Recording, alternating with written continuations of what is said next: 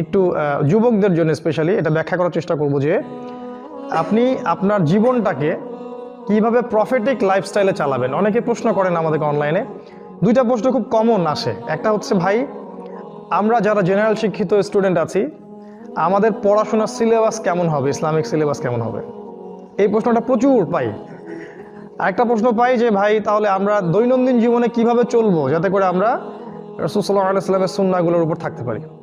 আজকে একটা প্রশ্ন নিয়ে কথা বলছি শুধু, যে আমরা কিভাবে চলাফেরা করলে আমাদের 24 ঘন্টায় উসওয়াতুল হাসানার অনুসরণ হবে এবং আমরা ব্যাপক নেকি অর্জন করব, পুরো 24 ঘন্টায় ইবাদতে কাটাবো ইনশাআল্লাহ। কিভাবে সম্ভব? শুরুটা করতে হবে আপনাকে ঘুম থেকে। কোথা থেকে? ঘুম থেকে, রাতের ঘুম থেকে। আপনি যদি বা আমি যদি চাই যে আমাদের জীবনটাকে রাসূলের সুন্নায় ঢেলে সাজাবো, তাহলে ঘুমটা সবচেয়ে ইম্পর্টেন্ট জিনিস। এখানে সবচেয়ে মোস্ট ইম্পর্টেন্ট জিনিস হচ্ছে আপনি রাতে কয়টায় ঘুমোতে যাচ্ছেন। ঠিক আছে, আমি একটা আয়াত বলেছি শুরুতে, আয়াতটা একটু অনুবাদ করি। আল্লাহ পাক বলেছে সূরা হামিম সেজদার মধ্যে আছে আয়াতটা, শেষের দিকে আল্লাহ পাক বলেছেন ওয়ামিন আয়াতিহি, আল্লাহ পাকের নিদর্শনগুলোর মধ্যে অন্যতম নিদর্শন হচ্ছে লাইল ওয়ান নাহার, দিন এবং রাত, ওয়াশ-শামসু ওয়াল কমার, ওই দেখেন সূর্য এবং চাঁদ। তাহলে দিনের সাথে সূর্য, রাতের সাথে চাঁদ, এগুলো আল্লাহ পাকের অন্যতম নিদর্শন। আল্লাহ পাক বলেছেন যে লা তাসজুদু লিশ-শামসি ওয়ালা লিল কমার, তোমরা চাঁদকে সেজদা করো না আর সূর্যকেও সেজদা করো না। ওয়াসজুদু লিল্লাহ, তোমরা সেই আল্লাহকে সেজদা করো, আল্লাযী খালাকাহুন্না, যিনি এগুলোকে সৃষ্টি করেছেন। ইন কুনতুম ইয়াহু তা'বুদুন, যদি তোমরা সত্যিকার অর্থেই আল্লাহর ইবাদত করে থাকো। তাহলে এখানে কিন্তু আল্লাহ পাক দিন এবং রাত এবং চাঁদ এবং সূর্য এই বিষয়টাকে আপনাকে গুরুত্ব দিয়েছেন।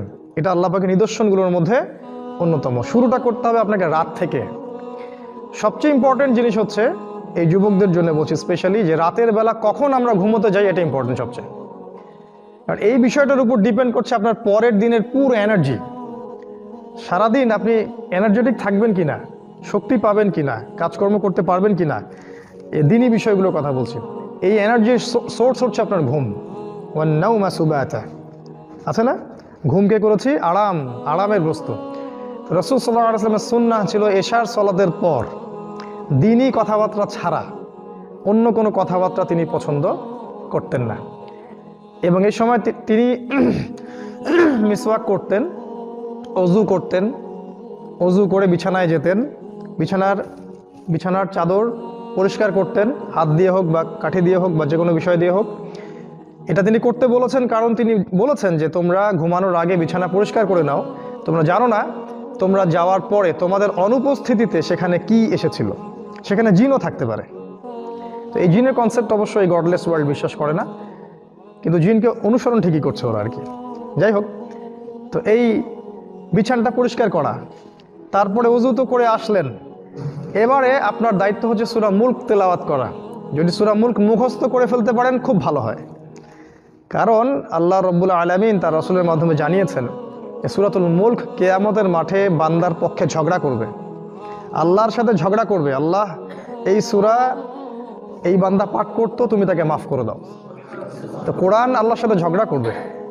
নবীজি বলেছেন যখন বান্দাকে কবরে শোয়ানো হবে, আযাবের ফেরেশতা যখন পায়ের দিক থেকে আসতে থাকবে, সূরা মুলক সেখানে দাঁড়িয়ে যাবে এবং বলবে এদিক থেকে তোমাদের যাওয়ার কোনো জায়গা নেই। কবরের আযাব থেকে আপনাকে ইনশাআল্লাহ সূরা মুলক বাঁচাতে পারবে। আজকে আমরা ইশার সালাতে যে সূরাটা পড়েছি প্রথম রাকাতে, এই সূরার কথা বলছি, তাবারাকাল্লাযী বিয়াদিহিল মুলক ওয়া হুয়া আলা কুল্লি শাইইন কাদির। অর্থসহ পড়লেই বুঝতে পারবেন কেন এই সূরা আপনাকে কবরের আযাব থেকে বাঁচাবে ইনশাআল্লাহ। এরপরে পড়বেন সূরা ফালাক, নাস, ইখলাস, 3 বার করে পড়তে হয়। হাত দুটোকে একত্রিত করে নিয়ে ফু দিয়ে মাথা থেকে গায়ের যতদূর পর্যন্ত পারেন মাসাহ করবেন। এই কাজটা কেন করতে হয় জানেন? কারণ যখন আমরা ঘুমাই তখন শয়তান আমাদের ঘাড়ে 3টা গিট দেয়, হাদিসে আছে না? প্রথম গিট দিয়ে বলে যে ঘুমাও, তোমার সামনে লম্বা রাত। আবার দেয় ঘুমাও, তোমার সামনে লম্বা রাত, ঘুমাও, তোমার সামনে লম্বা রাত। এই যে 3 বার আপনি গাটাকে মাসাহ করলেন, ঘুম থেকে ওঠার সময় আপনার মধ্যে কোনো অলসতা কাজ করবে না, ওই গিট কেটে যাবে ইনশাআল্লাহ এই সূরার বরকতে। এই জন্য এটাও 3 বার, কারণ শয়তানের গিটও 3 বার। তারপরে সূরাতুল কাফিরুন পড়তে হয়। নবীজি বলেছেন যে ব্যক্তি সূরা কাফিরুন পড়বে ঘুমোতে যাওয়ার সময়, সে ব্যক্তিকে আল্লাহ শিরক থেকে বাঁচিয়ে রাখবেন। আর আপনারা জানেন যে শিরক সবচেয়ে বড় পাপ। কারণ আমল নামা একটা শিরিক থাকলে কি হবে, আমল নামা বাতিল হয়ে যেতে পারে। আল্লাহ পাক বলেছেন যে আল্লাহ পাক শিরিকের গুনাহ ছাড়া বাকি সব গুনাহ তিনি মাফ করতে পারেন, শিরিকের গুনাহ ছাড়া। এরপরে আছে আয়াতুল কুরসি। ওই যে আবু হুরায়রা রাদিয়াল্লাহু আনহু হাদিসটা, যে তাকে আল্লাহ রসুল মাল পাহারা দিতে বললেন না, গনিমতের মাল, চোর এসে চুরি করে নিয়ে গেল, তারপরের রাতে আবার আসলো, তারপরের রাতে আবার আসলো, তিনি ছেড়ে দিলেন। এক পর্যায়ে চোর কি বলল, যে আমি তোমাকে একটা আমল শিখিয়ে দিচ্ছি যেটা করলে কোনো শয়তান তোমার ধার কাছে আসতে পারবে না। তখন তিনি তো আমলের আগ্রহী ছিলেন, সাহাবায়ে কেরাম শিখতে চাইলেন, তো ইবলিস শিখিয়ে দিল যদি আয়াতুল কুরসি রাতের বেলা তেলাওয়াত করো শয়তান তোমার কাছে আসতে পারবে না ইনশাআল্লাহ। নবী সাল্লাল্লাহু আলাইহি ওয়াসাল্লাম পরের দিন ফজরের সময় আবু হুরায়রা রাদিয়াল্লাহু আনহুকে বলছেন, তোমার রাতের সাথীর কি খবর? খবর তো নবীর কাছে পৌঁছে গেছে আগে থেকে, তাই না? তো আবু হুরায়রা রাদিয়াল্লাহু আনহু বললেন, ইয়া রাসূলুল্লাহ, আমি তোকে ছেড়ে দিয়েছি, ও তো আমাকে একটা আমল শিখিয়ে দিয়েছে। কি আমল? যে এই আমল। রাসূল সাল্লাল্লাহু আলাইহি ওয়াসাল্লাম বললেন যে সে এই কথাটা সত্য বলেছে, যদিও সে বেশিরভাগ কথাই মিথ্যা কথা বলে, এবং সে ছিল ইবলিস। এর আরেকটা দলিল আছে, ভালো জিনিস যেখানেই আছে আপনাকে নিতে হবে। ভালো মধু যেখানে আছে আপনাকে নিতে হবে মধু, বুঝতে পারেন নাই? ইবলিস শিখিয়ে দিয়েছে আয়াতুল কুরসি রাতের বেলা পাঠ করলে শয়তান আসতে পারবে না। কে শিখাই দিছে? ওই ওই ওই ওই আমলটা আমরা নেই নাই, আমল করছি না, মাশাআল্লাহ। আয়াতুল কুরসি পাঠ করাটা সারা রাত একজন ফেরেশতা আপনাকে পাহারা দিবে ইনশাআল্লাহ আল্লাহর পক্ষ থেকে। এরপরে আছে খুব ইম্পর্টেন্ট, এটা হচ্ছে সূরা বাকারার শেষ 3 আয়াত অথবা শেষ 2 আয়াত, যেটাই পড়েন। আল্লাহ রাসূল সাল্লাল্লাহু আলাইহি ওয়াসাল্লাম বলেছেন সারা রাতের জন্য যথেষ্ট, মানে সারা রাতের বিপদ আপদ বালা মুসিবত আপনাকে স্পর্শ করবে না ইনশাআল্লাহ। আরেকটা অর্থ হতে পারে যে সারা রাত তাহাজ্জুদ পড়লে যে নেকিটা হতো, এই নেকিটা আপনি পাবেন এই শেষের 2 আয়াত তেলাওয়াত করার মধ্য দিয়ে। নবী সাল্লাল্লাহু আলাইহি ওয়াসাল্লাম বলেছেন এই সূরার প্রত্যেকটা অক্ষরে, শেষের এই যে 3টা আয়াত, প্রতিটা অক্ষরের মধ্যে নূর আছে, আলো আছে।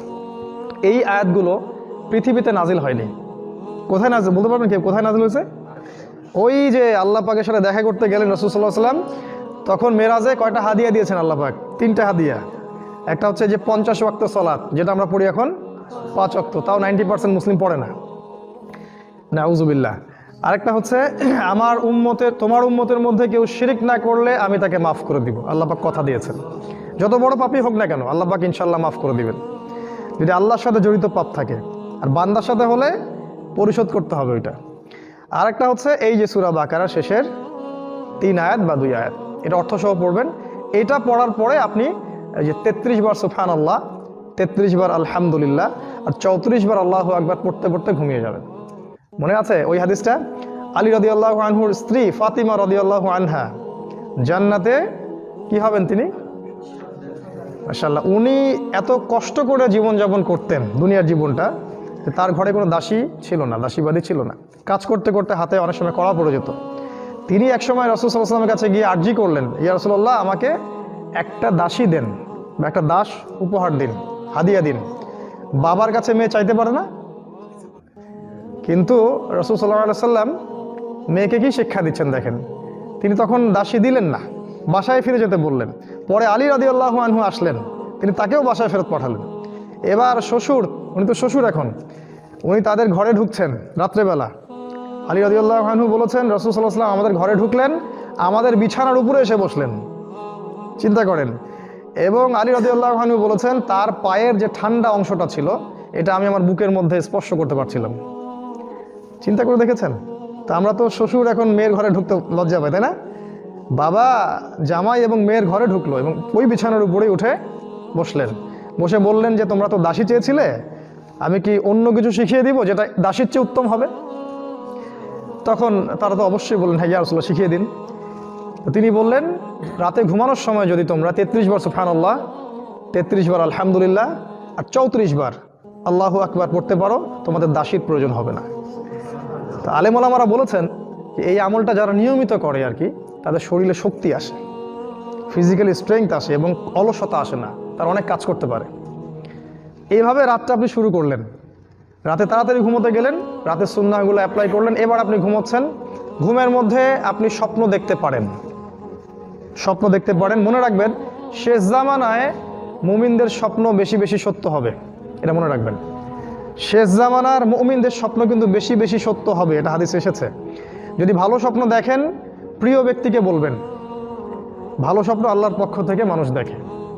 আর যদি খারাপ স্বপ্ন দেখেন কাউকে বলবেন না, বরং বাম দিকে 3 বার থুতু ফেলবেন, আউযু বিল্লাহি মিনাশ শাইতানির রাজিম পড়ে বাম দিকে 3 বার থুতু ফেলে পাশ পরিবর্তন করে ঘুমাবেন। এরপর আপনি ফজরে উঠছেন, রাতে উঠছেন, চেষ্টা করব আমরা, আল্লাহ পাক তৌফিক দান করুন আপনাকে এবং আমাকে সবাইকেই, যেন আমরা অ্যাটলিস্ট ফজরের 1 ঘন্টা আগে উঠতে পারি, বা অ্যাটলিস্ট ফজরের আধা ঘন্টা আগে যেন উঠতে পারি। উঠে ফ্রেশ হয়ে আপনার প্রথম কাজ কি? তখন দোয়া পড়া। ঘুম থেকে উঠলেন, উঠে ঘুমের যে রেস্টটা আছে সেটা হাত দিয়ে দূর করতে হয়, চোখ মুছে পরিষ্কার করতে হয়।